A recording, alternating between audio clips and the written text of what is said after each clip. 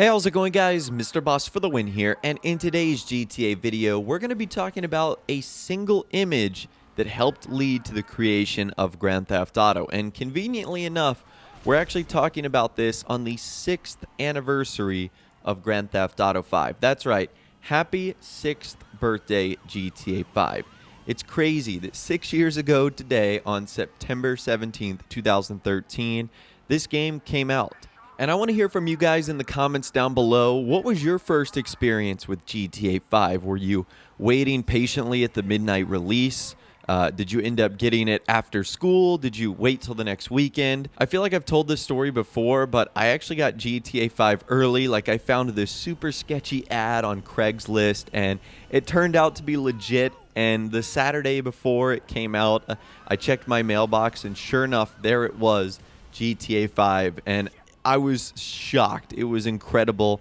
I was able to play the game a couple of days early and ultimately make a couple of videos too. At the time, I was so nervous about getting in trouble for having the game early that I ended up disconnecting my Xbox 360 from the internet before playing. I don't know why I thought anything bad was going to happen, but I did. And I don't know. It's just making me nostalgic talk about it. But anyways, I wanted to talk about something really cool today, and that is an article I saw from Kotaku. And the title of the article is "A Single Image That Helped Lead to Grand Theft Auto." And I was like, that sounds kind of interesting. So the article goes, Mike Daly of Lemmings and GTA fame shared something very cool on Twitter over the weekend. An image he made in 1994 that, in a very direct way, led to the creation of the original Grand Theft Auto. And he put out this tweet. He said, "The image I created that eventually spawned #GTA. I drew this to create an isometric rendering image. It then evolved that into a rotating isometric engine. Then I built the top-down perspective engine that went on to become GTA 1.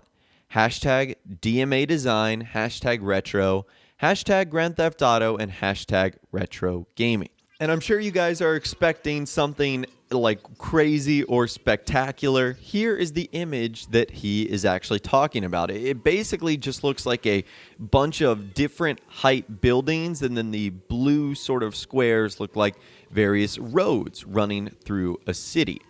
So that's the first image right there that he said. He's then said it evolved into something like this, where you can see more full-fledged buildings and lampposts and streets. And that it eventually became this, which is the top-down version we saw in GTA 1 and GTA 2. So it's pretty awesome that a fairly simple design like this ended up spawning one of the biggest gaming franchises of all time, Grand Theft Auto. Now, we eventually know that that was not DMA Designs, who eventually became Rockstar Games' original plan. That was actually Race and Chase. And what's also pretty cool is Mike Daly sort of has some really retro documents dating back to like 1994, 1995, showcasing what GTA was supposed to be. So you can see this right here. This is the Race and Chase game design version 1.05, dated March 22nd, 1995. And then it says copyright 1995, DMA Design Limited. I'm sure some of you guys that are watching this video weren't even born when this was around. I was hardly even a year old. So that's pretty crazy right there. That's the first image. Page number 2 shows some of the revisions that were made from version 1.00 to 1.05, all by author K.R. Hamilton. And you can see the dates are January, February, March of 1995. And you can see there's some revisions after various meetings. That's pretty cool. Page number 3 is the table of contents for the original Race and Chase design game. You can see they talk about the introduction, the references, the targeting system, the development system, the specification, which includes the story, the game structure, the players, the action, the objective, the gameplay, which talks about the world, the landscape, the ground type, and a whole bunch of other things like front-end development tools, team, and time. I found that to be really cool. Page number 4 starts to showcase what was talked about in this document. The introduction says, "This document specifies a design for the gameplay of a game with the provisional title Race and Chase. It is based on elements discussed in various meetings held since January 23rd, 1995, involving Dave Jones, Mike Daly, Robert Parsons, and a couple of others. So obviously Mike was heavily involved in this. If we move on to the concept, you can see that the aim of Race and Chase is to produce a fun, addictive, fast multiplayer car racing and crashing game, which uses a novel graphics method. It'll be set in a present-day world. It'll be tied to 3 different cities: New York, Venice, Miami. There will be many different missions to be played in each city. Players will be able to drive cars and possibly other vehicles such as boats, helicopters, lorries. Cars can be stolen, raced, collided, crashed, and have to be navigated on a large map. So you can see how this eventually turned into Grand Theft Auto. That's, of course, what the original GTA game is, Race and Chase. And it looks like Rockstar had plans for a couple of different modes here. The first of one being Cannonball Run, which was a straight race across the city where the winner is the first person to drive from point A to point B. There would also be computer-controlled cars in the race. The next one is Demolition Derby, where players could drive anywhere in the city, and the aim is to cause damage to other cars by crashing into them. And the winner is the driver who survives the longest. So you can kind of see some of the game modes that Rockstar was trying to develop right there and how that ultimately spawned into Grand Theft Auto. There's also a bank robber mode, or a robbery mode, where the player drives a getaway car and must escape from the police by reaching a particular location, like a safe house. And then they even had an option to play as a cop, where the player controls a police car and must stop a getaway car from escaping. See, I wish Rockstar would almost allow that. I know we've heard from them in the past saying that they don't want our Grand Theft Auto characters to be the good guy, but I think that would be a lot of fun. And by the way, if you're interested in looking at any of this for yourself, I will leave a link to all the images that we've discussed in this video today. It is pretty cool.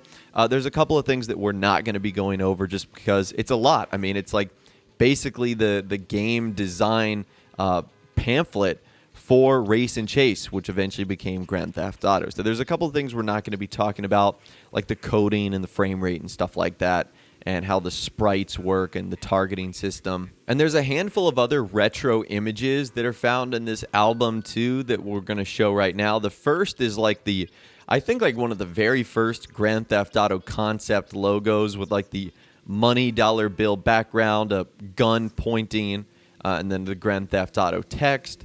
You can also see what the first box art for Grand Theft Auto was supposed to look like, which is kind of interesting. It has like the tire mark running over the Grand Theft Auto logo. I think that's kind of unique.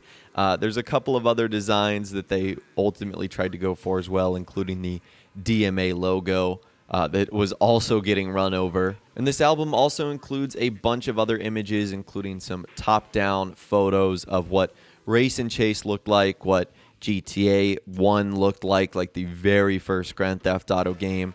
This next logo is by far my favorite, though. Apparently, this was going to be the GTA logo, which had this like American flag graffiti theme on there. I don't know how people would think about that today, but I do think it's cool that Rockstar was experimenting with something like that back in the 90s.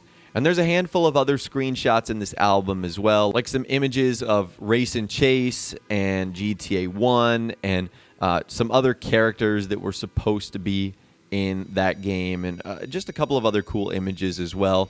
Like I said, I will leave a link to all of this in the description so that you can check this out for yourself. It's really cool, but it's also fun to see how a single image basically spawned, again, Grand Theft Auto and one of the most successful gaming franchises of all time. And because, of course, as usual, Rockstar did nothing to celebrate another anniversary of Grand Theft Auto 5, I knew that there was nothing I was going to be able to talk about in today's video that was interesting or exciting, like new content or an enhanced version of the game. In fact, we haven't even seen anything like that for GTA 4. The last time we saw something was maybe like a 10-year anniversary of Vice City or San Andreas or GTA 3.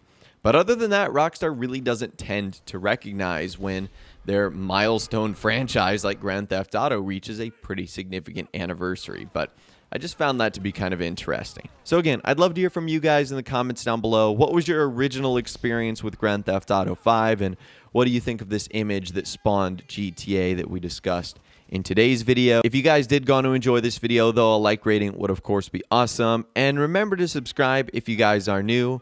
You want to stay up to date on all the latest GTA and Red Dead Redemption 2 videos that I'm doing here on my channel. And be sure to ring that notification bell as well. Sometimes YouTube just doesn't work, and if you ring that bell, you'll always be guaranteed to be notified when new videos arrive. But of course, as always, guys, thank you all so much for watching. Take care, and I'll see you guys in the next video.